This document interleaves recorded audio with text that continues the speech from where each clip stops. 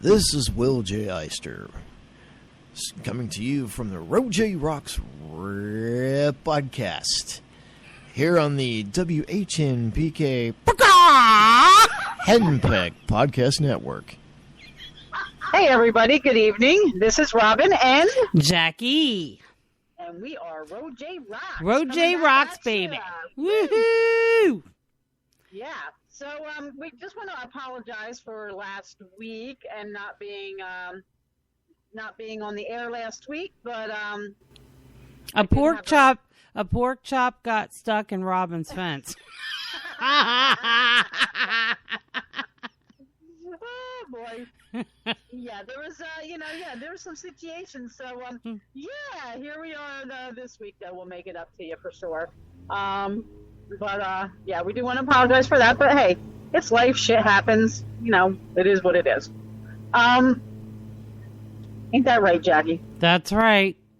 So, anyway, tonight's episode is Jacki. What is tonight's episode?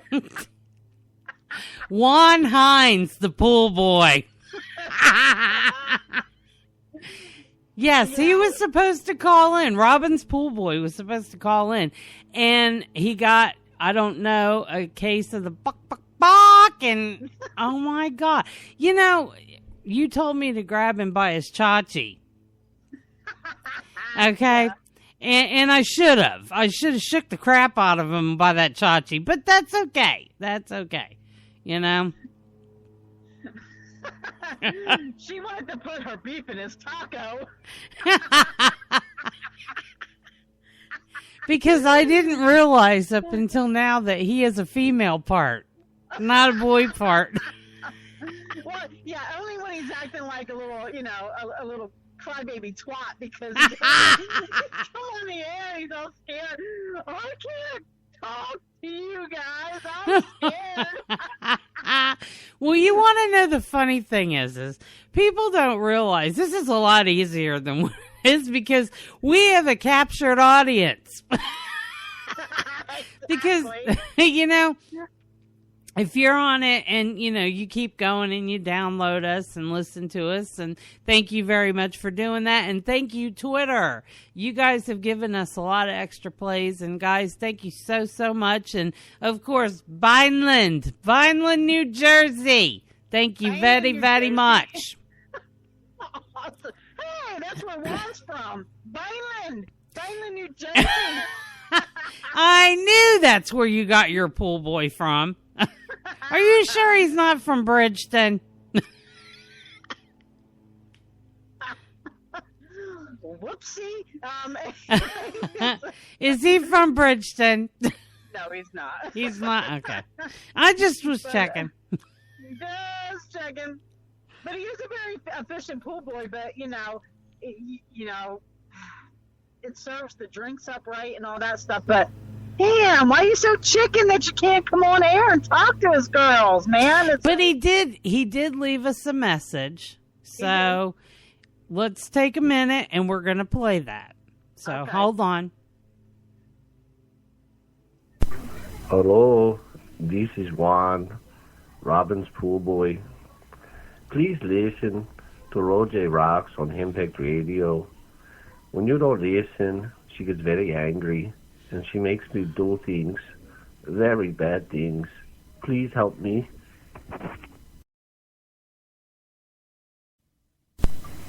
Hello, this is Juan. Can you please help me? Senora Robyn had a bad day, and she locked me in the closet.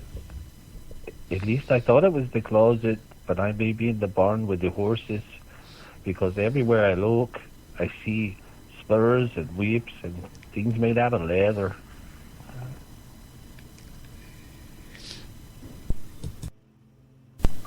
Okay. Hello, so what did you think of that message? That was quite the message, wasn't it? It was epic. Oh, my Lord. Horrible things. Come on now. Horrible things. Horrible things.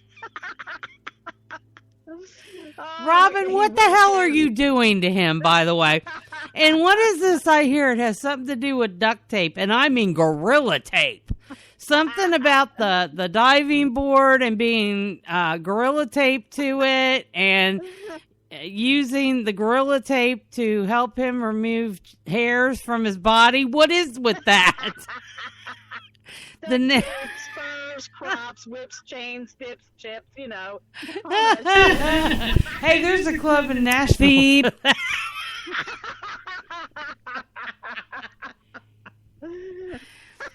I was told that you never should go there because if you do, then people will bother you forever and won't leave you alone. God. You know, let me tell I have to say this, and I have to bring this up because I've been reading. There's a whole situation here, and if you only understood why I'm even saying this. Did you know that you can go to one of these clubs, and I don't mean just one in Nashville, because they're all over the place. And they got a thing where, you know, well, you can come in and just try it. Okay?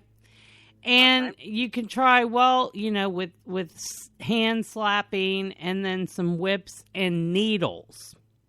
Needles. Now, okay, now understand, you have to understand, there are fully trained people, like medical professionals, that are there in case something happens. You know, I'm going to tell you something. If I go into the bedroom and I start having sex and I slip a disc, that's one thing. Or I pop a hip out of joint or blow my knee out or some shit like that, okay? That's one thing. But if you have to have a medical professional around because, I don't know, someone might do damage to you whipping you, I don't get that whole thing. And, you know, I don't have a problem with the hair pulling and popping me on the ass, to be honest, okay? But if you hit me with a whip, I'm going to turn around and beat your ass.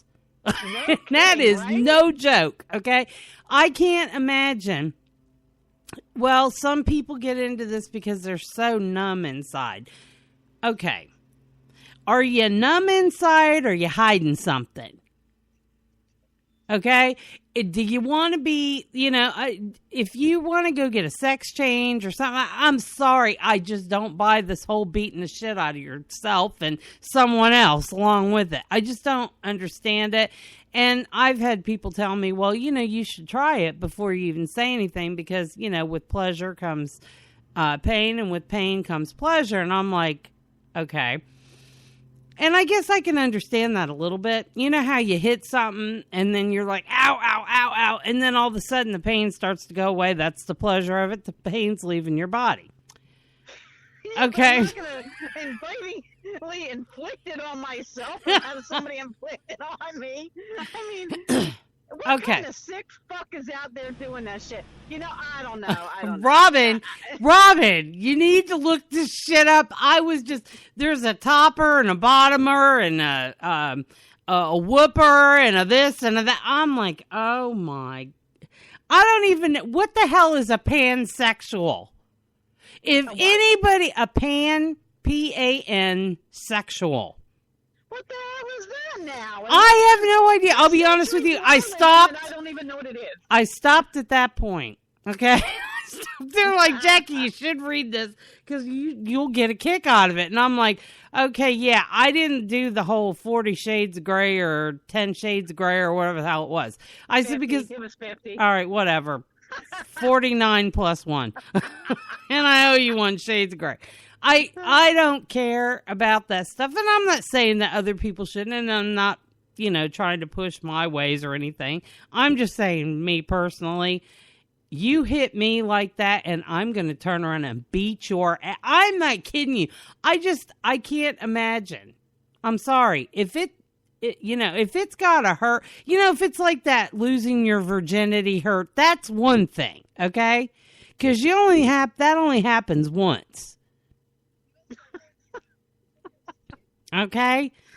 But to intentionally go in there, have somebody chain you up to all kinds of mechanical shit hanging off the walls, and then oh my God, oh dear Lord. And then put electrical clamps on your nipples? No! I'm back there somewhere trying to figure what this shit. I'm like, what? Yeah, nipple clamps. That's what they're for. They put them on your nipples and then turn up the electric. Fuck that. Ooh, sorry, but screw that. No. No. No, no, no, no, no. No. And no.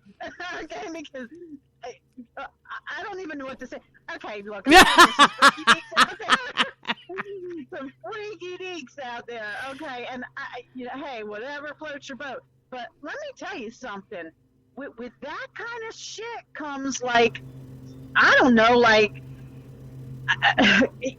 what's next for them? What's their next high? You know what I'm saying? You got to look at somebody like that and go, what's happening upstairs? Because the elevator ain't going to the top floor. Oh no, it is. They're getting beaten all the way to the top floor. That's what it is. I mean, but what's the next high if they're doing stuff like that? And then, like, okay, so after a while, putting nipple clamps on a woman and beating her with a man too. Shit.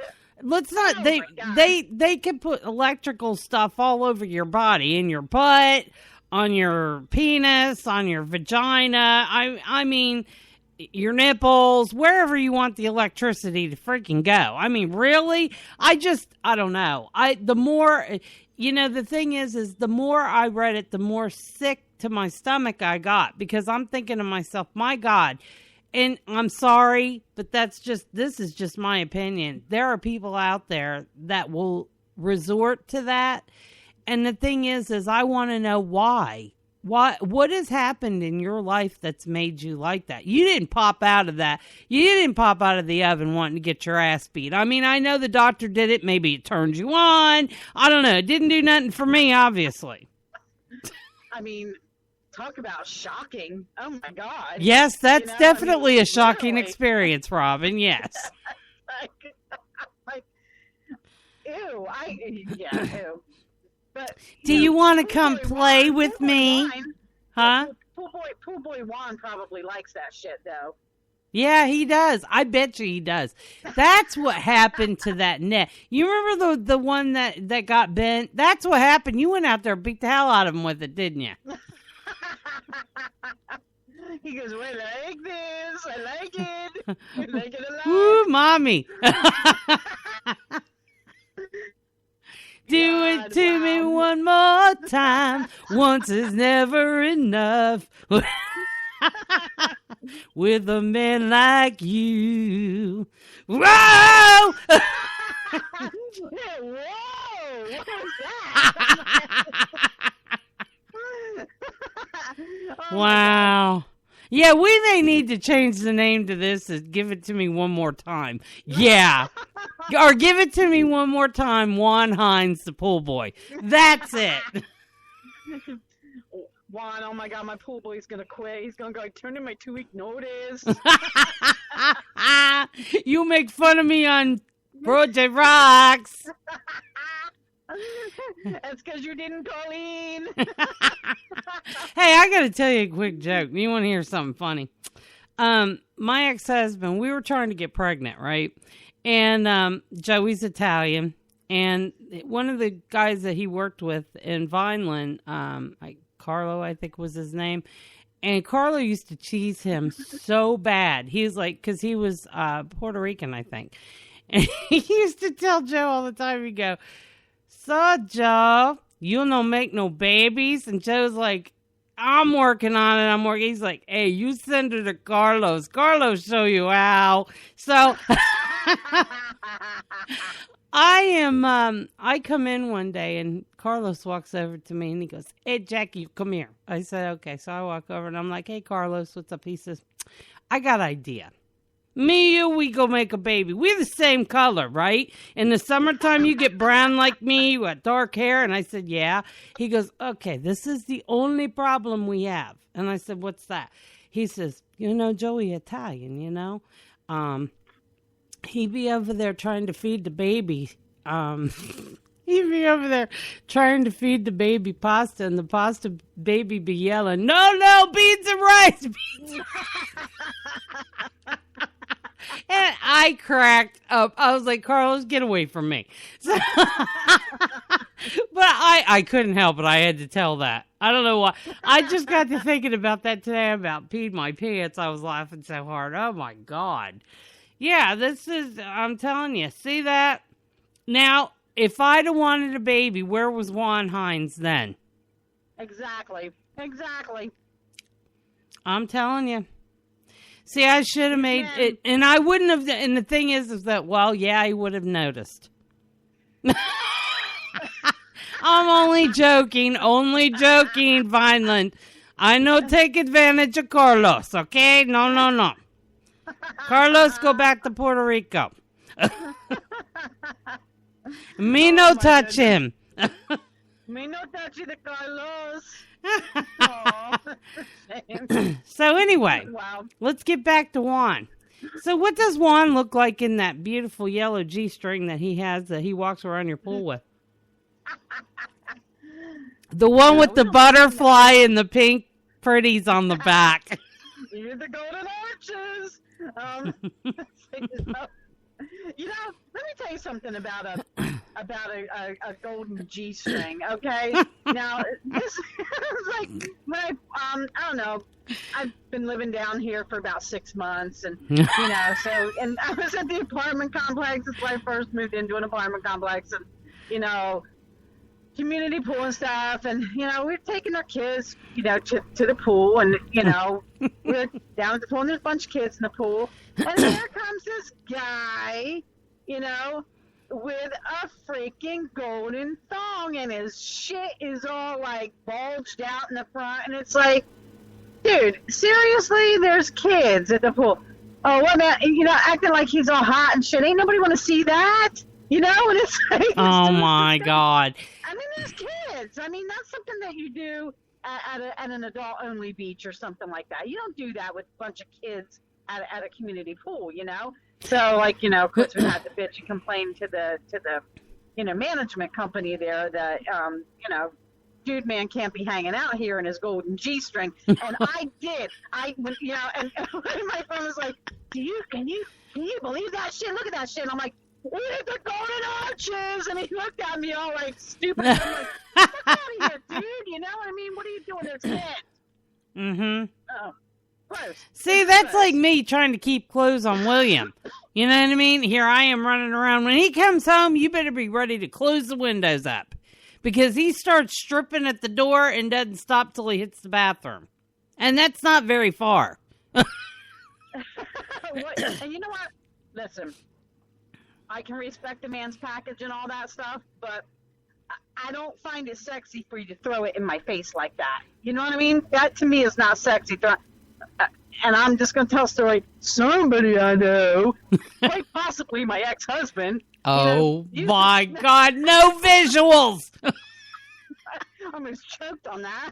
Oh, really? You almost choked on it. Damn. No, not that. Okay. I mean, he used to come up and like, you know, like coming from the music, because the basement was the music room and all that stuff. So, you know, all of our equipment was down there. So, you know, you know, he'd have a few beers and he'd come up, kids would be in bed, and he'd come up from the basement all naked and shit and start dancing around with that shit flying. And I'm like, really, dude, that is just not attractive. Not attractive. You know, it's like, I mean, why do you think that turns me on? Because it doesn't. You know? So wait a minute. So if there was a pole there, it would have. Well, you know, okay, maybe if he did some orchestrated, you know, like some striptease dance, like with a robe. I don't know, something about a terry cloth robe and being naked under that turns me on. You know what I mean? Especially if you're in the kitchen cooking me something to eat. Okay, then it turns me on. But to just come up like that and not even have an orchestrated dance, just start, you know, shaking it and so it swirls around. Ew, no. Sorry, but I can't picture him, Brett doing that. So that's why he wanted. Wait a minute. So that's why he wanted to take home that KFC paper hat that time. He wanted to dress him up. Oh my God, what was wrong with me? I should have known. You should have known. I'm bringing a bucket of chicken. Ain't nobody want that shit. Hey, Robyn, surprise! There's a bucket of chicken in a KFC hat. You don't want that shit. Get out of here with that. I haven't dressed up as a KFC worker. Oh my God. God, those were the days. Let me just tell you. Holy crap. Oh my goodness. I don't know. I just, Well, that's kind of like the night we all went out. You know, I still don't remember. I know you, Brett, all of us went out. We ended up at some party down at the Millville, where the lake is there, that river, the riverfront there. You know, I lost my glasses that night and don't remember where. I do not remember where. Terry, my girlfriend Terry, was so blind-eyed drunk that I had to drive home and I couldn't see. Oh my God. She's like, and then, oh my God, I got in trouble when I went back to see her later on that day. Her mom had come home from Pennsylvania from visiting family. We thought she was going to be gone for another couple of days. And when I got to the door, I heard, Terry! I said, uh-oh. Oh, shit. I start to haul ass back to the car, and she goes, you, Jacki. And I'm like, oh, God. Yes, Marge, get in this house. I'm like, oh, God, she came in drunk. Do you know we had to carry her up the steps? I'm like, oh, no. And then she was on the 3rd floor, too. So I really got it. Oh, God. Oh, I miss those days, though. I remember when we used to get in the car and just drive to... I remember me and my girlfriends getting in the car and just driving down the shore for no damn reason. But you could go anytime you wanted to, and there was always something to do. Absolutely. You know? Yeah, those were the days. Hey, what are we doing? I don't know. Let's go drive. You know, you'd find yourself in, you know, a margarita bar in AC or, you know, down in Wildwood. God, you know, there was a billion clubs down there you could go to at any time of the night. Yeah, and all the restaurants right there on 322 on the Black Horse Pike going up to the mall. Oh, yeah, yep. Oh, my God. We used to start on one end and totally, by the time we were done with the other one, none of us knew where we were going. Oh, my God. I miss those times. We didn't have GPS back then either. Shit. Huh? And we didn't have GPS back then either. So if you got lost, you had to find your way around. You had to actually read a map. No shit. I remember getting lost down in Sea Isles. We were oh my God. We were so drunk. I was sitting there in my car and I'm like, I don't even know. Maybe we should just swim to the other side. We'll leave the car there. We'll come back and get it tomorrow. Oh, God. I mean... I remember leaving Atlantic City, and I would drive and thinking I'm driving home, and then I'd find my way. I was, like, back in Atlantic City. I'm like, how the hell did that happen? Yeah, no kidding. You know, it's like, I was going the opposite way. You know, you just get around, and all of a sudden you're back in Atlantic City. I'm like, oh, this looks familiar. I just left here. See, that's one thing I do. Do you remember when they fixed up the island and stuff, AC? When they brought in all the sand and fixed up everything really nice? I remember going down there. We would go, we'd get there about 8 o'clock at night, sometimes a little earlier. We'd go get something to eat, and then the next thing you knew, it was 5 o'clock in the morning. Oh, yeah. And you've been all up and down the boardwalk. You've been to several bars. You've gambled your money away, what you didn't drink. And you're going to get in the car. You're like, holy shit. And then you dig up enough to pay to get out of there. Exactly. And then you wonder, like, geez, how are we still alive? You know, I mean, seriously. I know. You know, and the funny thing is, did you ever fall asleep underneath the boardwalk? Yes. I have, and I'm still alive. Now, if you do that, you're dead. They will come along and kill you. Yep. And we don't even know who they is. It's It's just they. You know what? I figured out. I wonder if we have a monster under the boardwalk now. The boardwalk monster. The boardwalk monster. Yeah, We because... can start that rumor. Huh? We can start that rumor. We can make it happen. Under the boardwalk. Boardwalk. Hey, I love that song. I remember, do you remember? I remember when we first moved to New Jersey, man, I was like a kid in a candy store. I was beside myself because we had never, we had gone to the beach and stuff like that up in Connecticut, and my mom used to take us to the lake in Illinois, but hell, to have the actual ocean, oh my God. Every chance I would get, I'd be in, down the shore. Wildwood, yeah, Ocean City, all that shit. I was everywhere. I loved it. And now it just seems like you go there, and do you ever notice it's like you could almost see tumbleweeds come across the road now? Oh, yeah. It used to be packed. Jam-packed. And I used to love going back home even, and my kids, they I can't say terror too much, as far as Wildwood, but, when they would go back home to see their dad in the summer, they would always end up in Wildwood. They would always go to Wildwood. So Tara did have that, but, always going back and going down the shore, because that's what you did in Jersey. You go down the shore. And, the boardwalks, and it just takes you back to, I don't care how long it's been, it takes you back to so many good memories, even when you see the shit stains down there of people that kind of, how it's become. But, all in all, it brings back the good memories, the fun that you used to have when you were a kid, because let's face it, that was the summertime thing. That's what you did in the summer. Yeah, no kidding. Went down the shore all summer long. Well, one of my girlfriends wanted to get, rent a place down there. And, the thing is we should have done it. I used to go down and stay with my one girlfriend every now and then. And she was like, come up on the boardwalk. I work at so-and-so and we need some extra help and he'll give you $50 for, doing whatever. And I'm like, cool, whatever. So, it was always fun, but you were always like bumping into somebody. Now, you'd have to go 20 miles. It's just not, it's a shame. I know Sandy even made it worse. Oh, yeah.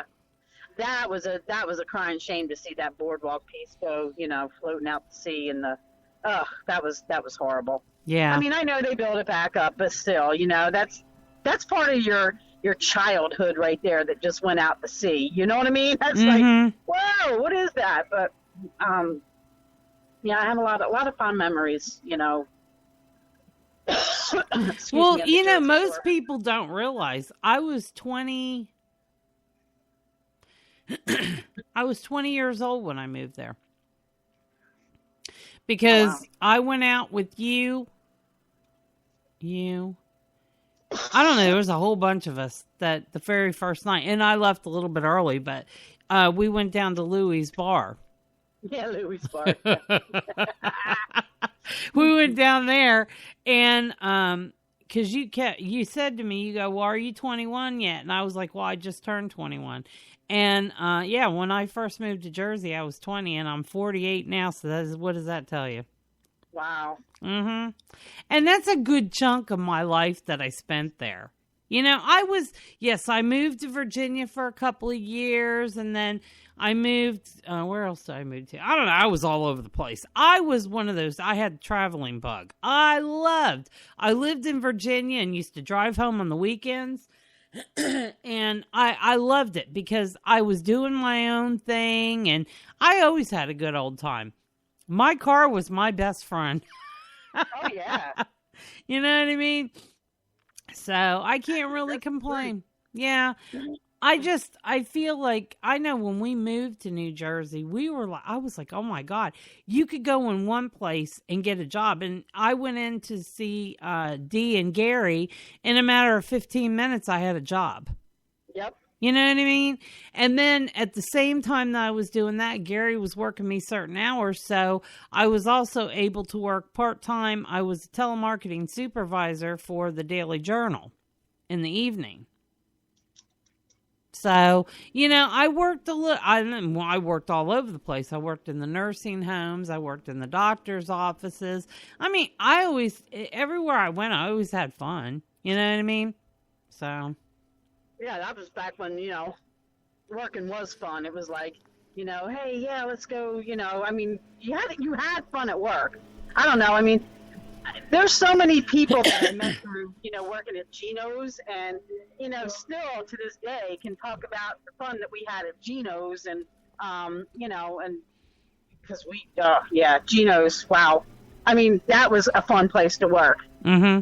Now, see, not always working with my brother was that great, but, you know, I mean, but, you know, but see, Gary, yeah, but see, Gary was a pisser to work with. He was a lot of fun. He really was. He was, but I was a sister, so he had to work me harder than everybody else. He didn't want to go favor them. I don't know. Can you not put me on the same shift as you, for God's sakes? I'm telling Mom.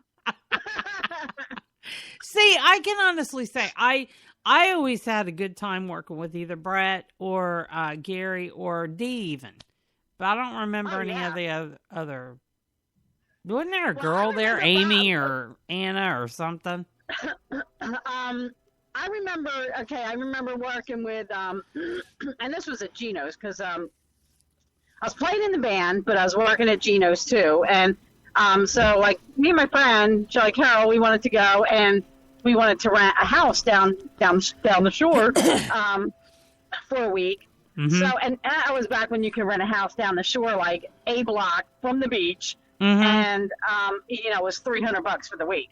Yes. So we wanted to rent this house down the shore. Well, Bob was the main manager at Gino's at that time. You know, Gary was the manager, but, you know, I was working day shift because we played at nighttime. And, you know, Bob was like, okay, you're going down the shore for a week. Okay, well, you need to take this case of burgers down there with you because you're going to need to eat. And then you're going to need rolls for those burgers. So take this case of rolls down there with you. And then you're all going to need some, you know, you're going to need some salt and pepper condiments. And then you're going to need some napkins. And then you're going to need some dessert cups. And then he piled me with a ton of shit to take down there. I mean, we ate Gino's food all week long. Oh, wow. Yeah, that was awesome, you know, so. It was it was awesome. Well, you had the Gino's pizza, right? Huh? Didn't you guys have that pizza? Gino's was a fast food restaurant that had Kentucky Fried Chicken. Mm-hmm. And, you know, so Kentucky Fried Chicken was part of that Gino's thing before it just kind of spanned off and just became Kentucky Fried Chicken. So that's right. That was before I got there, though. That was a little while before I got there. Yes, because I didn't know Brett at the time. That was when I was young. So that was like before I met Brett and before any of that, you know, happened. I was young and single and having the time of my life. And, yeah, I should have just stayed in that situation. But anyway, you know, so. So, yeah, there's that. I had to work that day, by the way. I'm just letting you know. I was pissed. I was like, but I got an invite. I don't care. You got to cover a shift. I'm like, come on. Well, by the time you can get, I said, I'm not going to have that much time. Oh, my God. I was so pissed. I was like, damn it. But all right, whatever. Yeah, thanks, bro. I'm like, Gary, please. Jeez. Wow, what a heartless. Yeah, he was heartless. What the hell? He was that day. I'm not saying, but he was a great boss. That's one thing I can say. He was an awesome boss. But he had a bug sometimes, and that bug crawled way far up there sometimes. Okay? And it got in his craw. Hey, I learned some great work ethics, you know, with my brother. I did. He taught me a lot of great work ethics. You know, like, I remember one time he was like, we got into an argument, and I got so pissed off at him, right? Because I was tired, man. I was tired of working with him. and him treating me differently. And I mean, he treated me better. He treated me worse. And I was mad. So, you know, he started giving me shit about something. And I was like, yeah, screw this. I don't need this shit, right? Mm-hmm. So I went in the bathroom, took my uniform off, and I threw it at him. I said, I quit, right? He goes, you can't quit because I'm going to fire you. I'm like, how you going to fire me after I quit? Right? And you fire me, I'm going to tell Dad. Right? It's like, you can't do this. Right? And I went home, I was so mad like that. And, you know, he called me up and goes, you going to come into work or what? Why? You fired me, bro. And did you say it and give a sad look to your dad? He fired me. Like, I came home and, you know, my dad knew better than that with me. I don't cry, right? So he was like, I came home, my dad goes, what's wrong with you? And I'm like, freaking Gary, man, that's what's wrong with me. Hey, him, you know? He was like, what'd he do? And I'm like, he pissed me off, so I quit. And then after I quit, he said I got fired. Right? He goes, what? What? He said, he can't fire you after you quit. I'm like, I know. Oh, God. Oh, my God. But see, Yeah, that was special. the fun. That was so much fun. Oh, my God. Do you remember, I remember coming down to, again, Louie's Bar to see you guys play and stuff. And the place was huge and packed all the time. Yep. And I never understood that. I was like, damn, I mean, they were packed every single night. Now, I know it started to die off a little bit, but other than that, I mean, they kept people in there all the time. Yep. You know, I mean, we were drunk there all the time. All the time. Yeah, every time we went, we were drunk. I Yeah. can't even believe we're still alive. I'm telling you, half the things that I mean, really, I'm like, how are we even still here? Yeah, no kidding, because that's when I remember what was it? Right after, there was a knife fight there, and my girlfriend Steph, her husband George, all of us were there, and I remember this guy getting up, and he pulled a blade out at this other dude, and he goes, that's okay, wait till we get in the parking lot, I'm going to cut your ass. And, you know, Steph's like, no bullshit, I ain't standing here for this. So we moved over to the other side, and it seemed like this guy kept doing it around her husband. And George looks over and he shakes his head and he says, I'm about 2 seconds from going over there and busting that guy's ass. And I'm like, you know what? Just leave him alone. Just let him. He goes, so then what happens? I don't know what this guy was trying to prove. And George was a big boy. He's a big muscular guy. And Steph, he slammed into George. George slammed into Steph. Steph's drink went all up on her neck, her face, her shirt. She's like, and I was like, uh-oh, you may not have to worry about George, because I think Bosco's going to beat your ass. So about then, I came around the corner, and they're all outside. And the guy that was originally this target was running, and this dude was right behind him. Well, the next thing you know, I'm putting out my cigarette, and this guy yells out, I'm cut. And I'm like, what? And George was a paramedic, so he runs up there. He's like, holy shit, call 911. So I run in, I tell Louie, I'm like, call 911. He's like, what the hell's going on out there? I'm like, somebody just got stabbed. What the hell? And so we get in. I mean, great night. Your band was playing. We were having a good time. And the next thing I know, somebody got his ass cut out there. I know. And somebody always had to be a dick. You know what I mean? It's like you couldn't have fun, so they had to be a douchebag. Well, the other dude was so drunk, he didn't even get a couple of feet and passed out after he cut this guy. That's the part that had me, I'm like, wow. And then the girlfriend was going bananas. She's trying to, get in there, and she was totally trashed. And I looked over, and I'm like, somebody needs to just flat punch that bitch out and be done with it. Because I walked over to her, and I'm like, and she's like, oh, and I'm like, your husband he's not my husband. I said, you need to calm down. And I'm like, oh my God, should I just push her over? Oh my God. Yeah, and Steph's standing there going, "Don't punch her out, Jacki." And I'm like, come on. The paramedics are here. It could be his and her ride. Come on. Oh my God. So, Oh my God. Oh Lord. and she's like, "No." And I'm like, damn, man. The memories. Oh, yes. And then there was another one. Oh my God, I'll never forget it.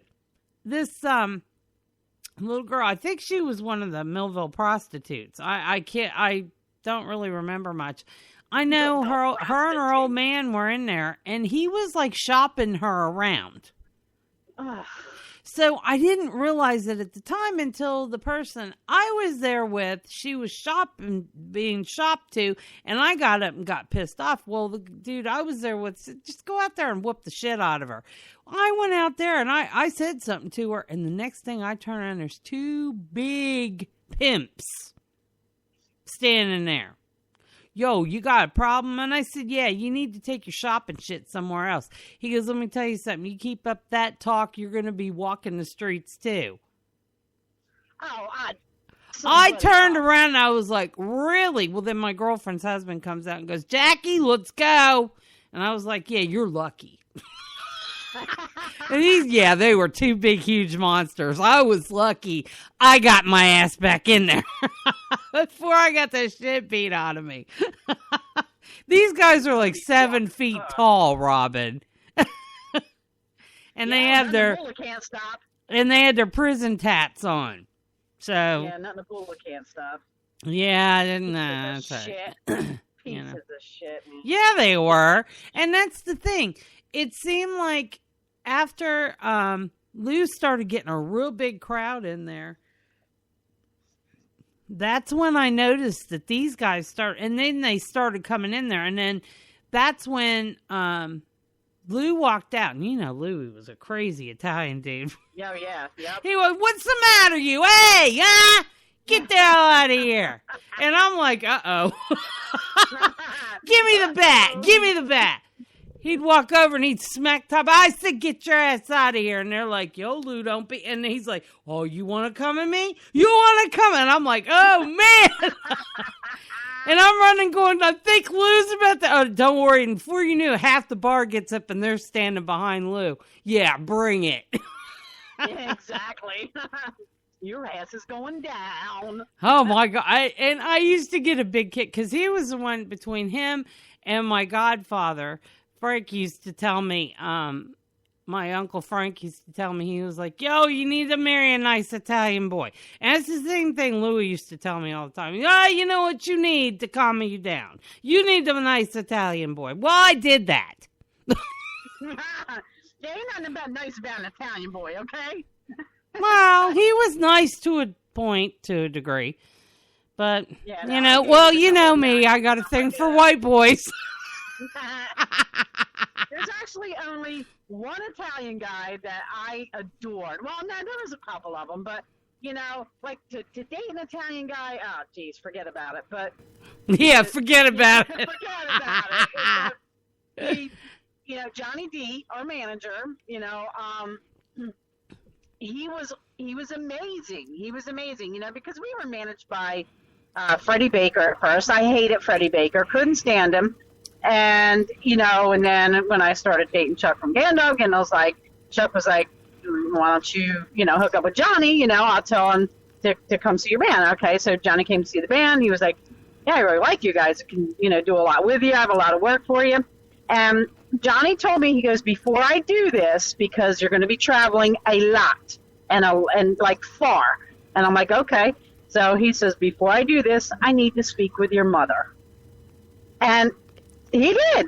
And he invited me and my mom out to dinner, and he talked to my mom and made sure my mom was okay with this, and made sure my mom was okay with me going, you know, all over the place and playing in these clubs. And Johnny told her, "I will protect your daughter. Nothing will happen to her, because people know me, and when I put these people and when I put this band in this circuit, nobody's going to mess with her. She's going to be protected." He kept his word. You know? Mm-hmm. Yeah, but most Italian guys are like that. and I've dated a couple. I mean, I just so happen I married Joe. It's different though. Dating is different than your manager. You know what I mean? You know, dating is different. No, didn't like dating an Italian guy. Didn't like it. Well, I mean, the thing was is you did feel safer. They're crazy. You know what I mean? Do anything. I mean, oh my God. But, you know, I've always said it. I will always love Joey. You know what I mean? Regardless, you know, whether we're not together anymore, but, you know, it doesn't matter. I was with him for a very long time, and I'll always love him. It's just that, you know, things didn't work out, and people need to get over that too. But, you know, have you ever been in a situation, seriously, and I know you have, where you broke up with somebody and it's like you broke up with your friends, and your friends are absolutely just like brokenhearted? Oh yeah. You know what I mean? I faced that today. Well, you know, and I'm like, but you know what? It didn't work. He's happy. He's doing very well, you know, and he's tickled to death. He doesn't have to deal with me. He said, good, Will does now. Because he told me, he said, I don't know about all that menstrual shit you go through, and that shit ain't cutting it. No way. He said, the way you cut up now, oh, no. And it's true, we probably would have been fist fighting now. But, you know, I will say one thing, William, my little Viking, he puts up with a lot of shit from me. I deal with a lot from him, but he deals with as much as I do with him. You know what I mean? Well, that's what marriage is. It's a give and take. Why do you think I'm not married? I ain't giving. And I'm certainly not taking. It's like, I mean, you know, no, I don't, because I don't trust people. I don't trust people. That's why I don't really want to be in a relationship with people, because I don't trust people. But yeah, but Robyn, that's honestly, I'm sorry. I think it is the way it is, the way the world has turned out to be. It makes you that way. Because people don't think about what they do anymore. They just go out and do it, and then they're like, oops, I tripped, my clothes flew off, and I fell into her. Oh, my God. You know what I mean? It doesn't happen that way. And you know, you can't. It's not even that so much, Jacki, anymore. Listen, it's not even so much that, okay? You know, if a man, you know, I just don't understand that whole concept. If you're going to freaking cheat on somebody, then why are you in a relationship with them? Okay? Don't be in a relationship if you want to go out and whore around. Okay? You know? Exactly. So, I mean, it's quite simple. Mm-hmm. You know, but, you know, for me, it's like, I just can't tolerate people's stupidness or bullshit. You know, it's like, I guess I've been by myself for too long, and I'm self-sufficient that I don't need anybody, so I don't need to put up with anybody's bullshit. You know, Mm-hmm. and I won't, because I like to do what I want to do. I like to come and go as I please, and I'll be damned if somebody goes, where are you going? None of your fucking business. You know, I mean, that's what they're going to get. It's like, because it's not that I'm out hiding something. It's like, I don't want to have to explain myself all the time. Mm-hmm. You know, but and maybe that's not how relationships are. I don't know, but I don't want to find out either. You know, because I just don't. You know, I mean, I don't. But anyway, you know, I mean, it is for some people and it's not for other people. But, you know, maybe one day, maybe when I'm 70, I'll settle down and. I still got 20, 30 good years. Exactly, you know. So, you know, but okay, let me just tell you something, because this is pretty funny. And I'm like, yeah, okay. My granddaughter gets her report card the other day, and on the report card is she didn't get an E or a satisfactory. She kind of got a little check mark, like an unsatisfactory, in this thing. And I don't know what this grading is, and I think it's pretty stupid. But anyway, check mark about she doesn't respect other people's feelings, and she doesn't have sympathy. I know. Right, so my daughters told me this, and I started laughing. Right.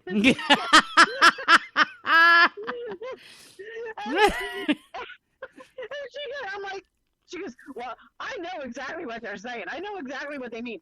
Because if Kayla thinks that somebody's doing something stupid, she'll give you that look, that eye roll look, and go, oh, and it's like, apparently Kayla's Uncle Tom went to do a fire, a fire safety class at the school, and he was there, and he was saying, so big fire breaks out, and you got to get out, you're getting out to safety.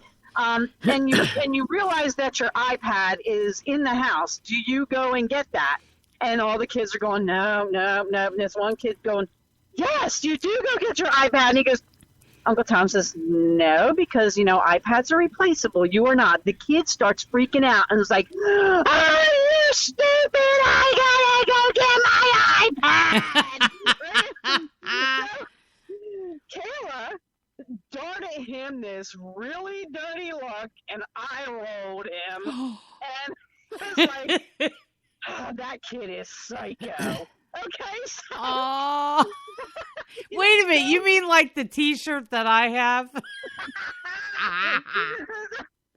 So I told She's growing up so fast. So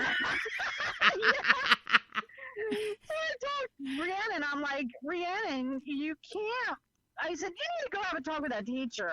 And I'll go have a talk with that teacher because, okay, she is surrounded by an entire family. I mean, I'm talking everybody.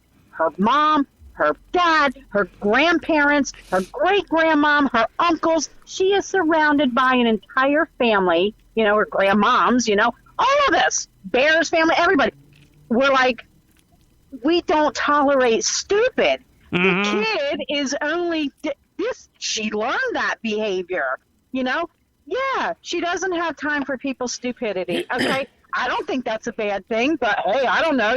I don't know if you want to, grow a bunch of wussy kids. I mean, reality is the world is cold.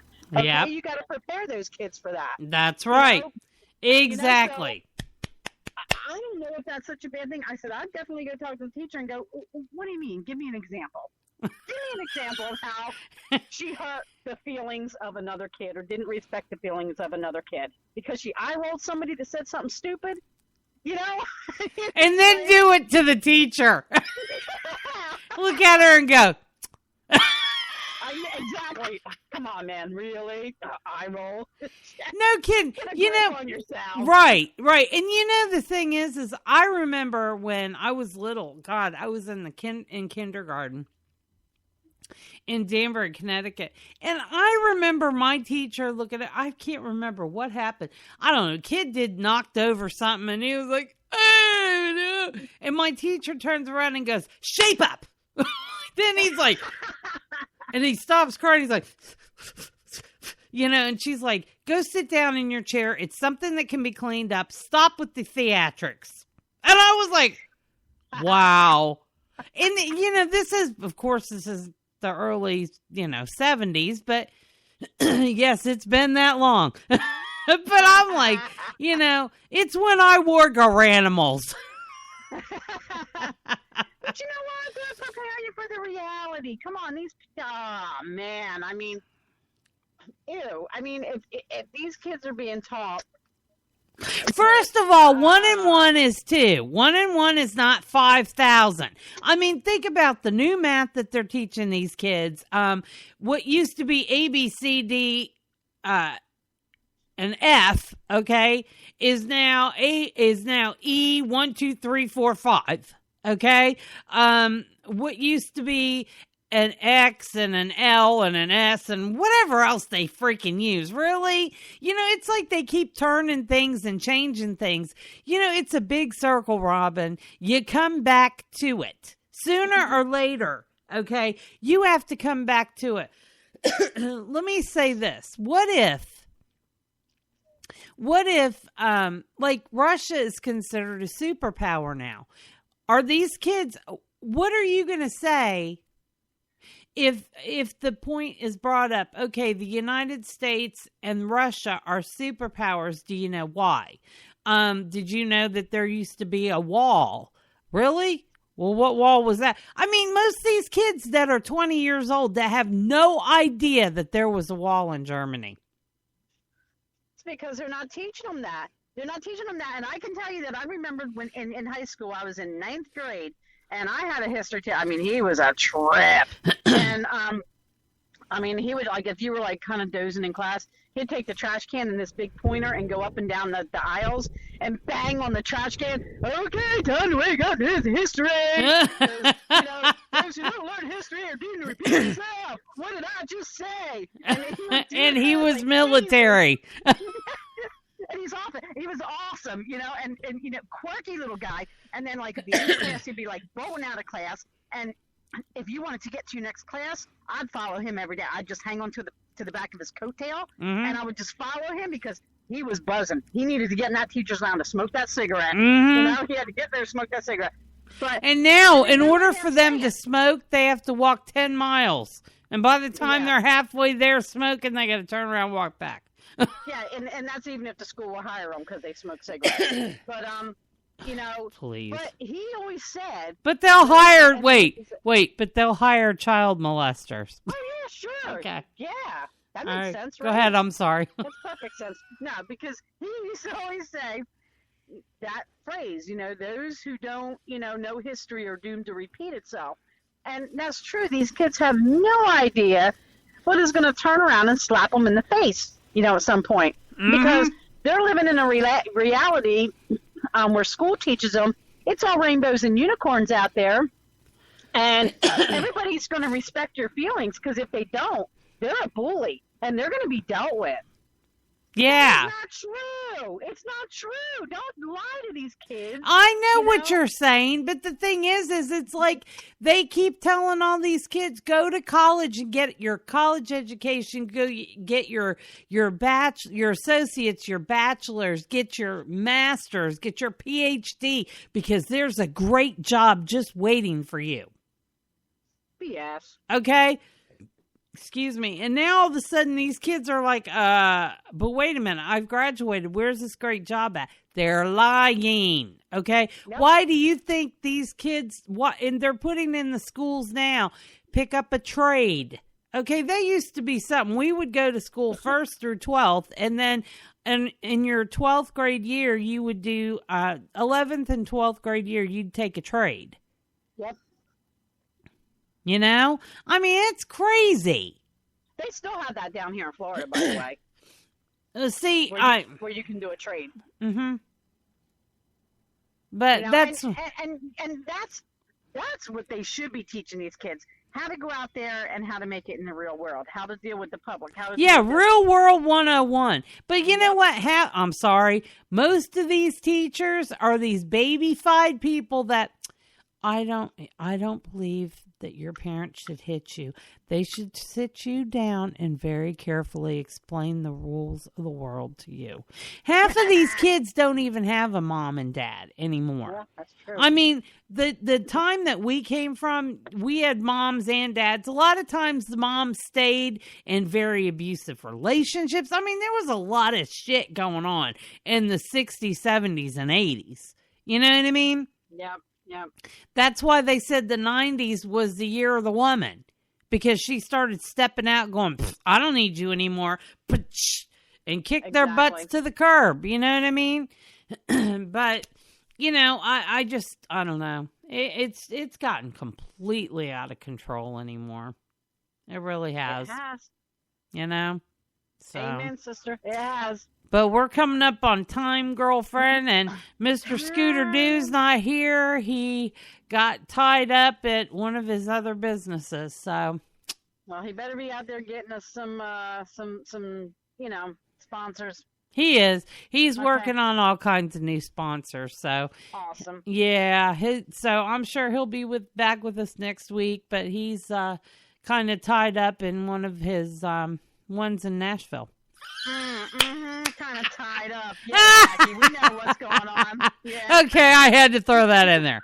He's gonna go, that's not funny. It's electrifying. Are you tied to the whipping post? Tied to the whipping post. Sometimes I feel like... And you be next, Juan Valdez, the pool boy. What the hell? Didn't call in today. You next. Juan Hines, I am just so disappointed. That is it, mister. We are taking those pretty, the high-heeled pink shoes that you have with the matching purse with the big red flower on the side. That is it, mister. I am taking it back. And that bow for your hair? Oh, no. No more. No more, Poppy. No more. You stand out there. Next time I tell Robyn, put vegetable oil on your butt cheeks. And make you stand in the sun. Clean that pool, baby. Clean it. Then get us drinks. That's right. Chop. Chop. And then go shovel the horse shit. Flip the pig on the wire. Grease the pig. Wheat. Wheat. Oh my God. Tonight's been quite the different approach to things. Yeah, definitely. Well, smack my ass. Anyway. So let's end it. You are. I am Robyn. And I am Jacki. And we are RoJa Roxz. Thank you for hanging out with us. Robyn, please make sure that you tell Juan that we were very disappointed that we didn't get to speak with him. Yeah, I'm sure he's going to hear that firsthand. Yes. Mm-hmm. Yep. Well, he'll hear it tomorrow night. Absolutely. So, Juan Hines, I'm just letting you know, very disappointed. Taking the purse and the heels. Just know that. So when you and all your boys are sitting there and they're like, oh my God, she's taking your... I hope she's not going to take ours. So maybe next week you want to call in. Okay? I bet she will. Yep. If not, we will haunt you. We'll talk about the baby diapers. Is that what he's going as for Halloween? A giant baby, huh? Yeah, ain't no Halloween costume, girlfriend. Okay, let's say that. Oh my goodness, yeah. Woo! So he's still breastfeeding, is he? You got nipples as hard as rubber stoppers now, huh? You could pluck them and they're like, thunk. All right. We love you, Juan Hines, the pool boy. Definitely. All right, girl. All right, girl. This is Jacki and Robyn, and this is RoJa Roxz. Thank you, guys, and come hang out with us next week. Peace out, people. Love Peace. Love yous. Bye. This is Will J. Eyster saying thank you for joining us for another podcast of the RoJa Roxz podcast. Until we see you again next time, this is WHNPK Henpeck Radio saying, have a good night.